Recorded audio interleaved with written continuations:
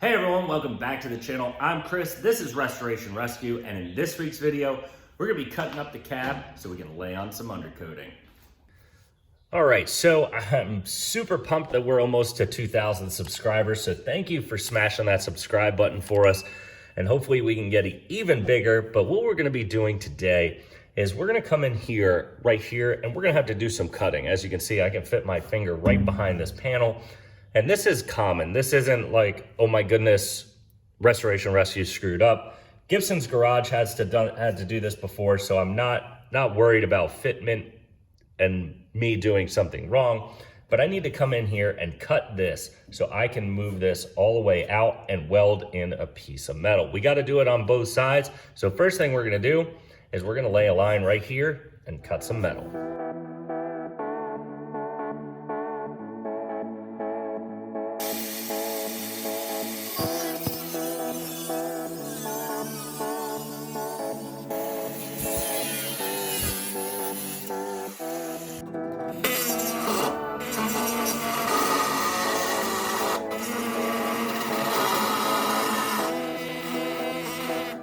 So I didn't get all the cutting on camera, and some of it you could see I came in here and I cut out this. This used to be connected to this, but that's because this does not touch the bottom. So I have this panel cut out underneath here. This is still connected as I can't get all the way in here, but that's okay because I just need to push and tuck that in and weld that on the inside where it needs to go. And then I need to line this panel up, get that where it needs to go, and then start making little patch panels, because this has got to go up a little bit so that we can match everything and we have a strong panel here rather than having a huge gap. So I will have to make some panels for this and this, but let's go ahead and start welding the bottom of this in.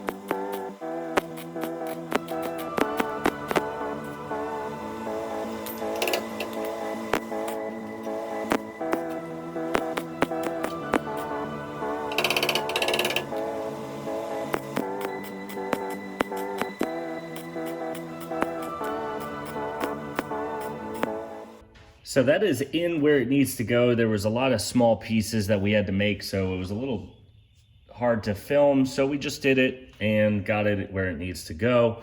I had some scrap metal, which is easy, so I can just put it in here and cut and weld. So this side is complete.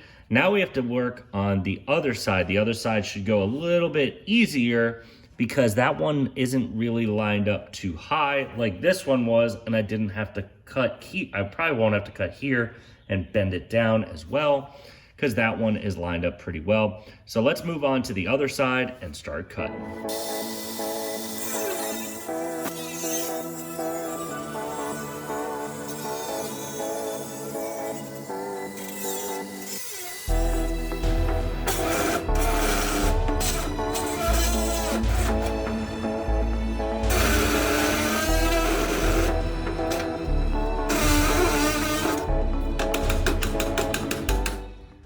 Remember when I said that this side should be easier? Well, as you can see, it's not. So the problem we're running into is I gotta cut down the bottom as well and be able to push it in because for some reason it is not sitting flush. I think it might've gotten warped, but it's not something too horrible to fix. We're gonna cut it out and we're gonna get it where it needs to go.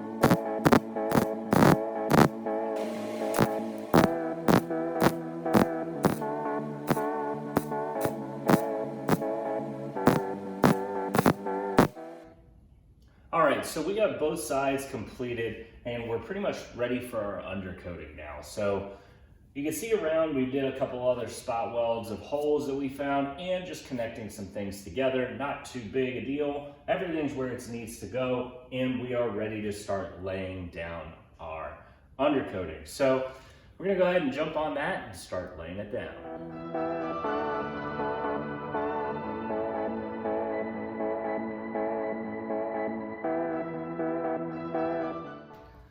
All right, so we have this thing masked off and we're ready to lay our undercoating.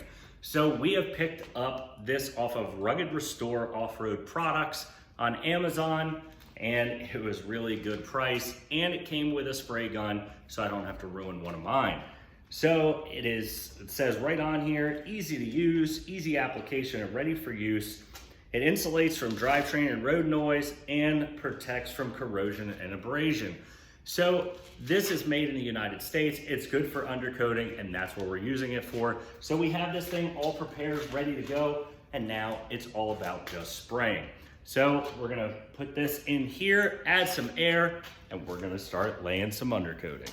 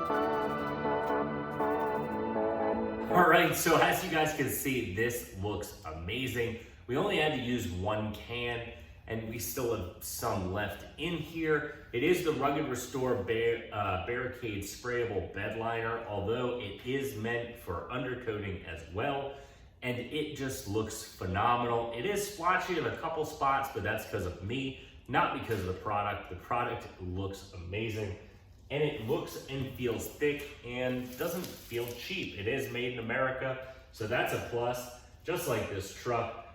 But that is gonna be a wrap for today's video.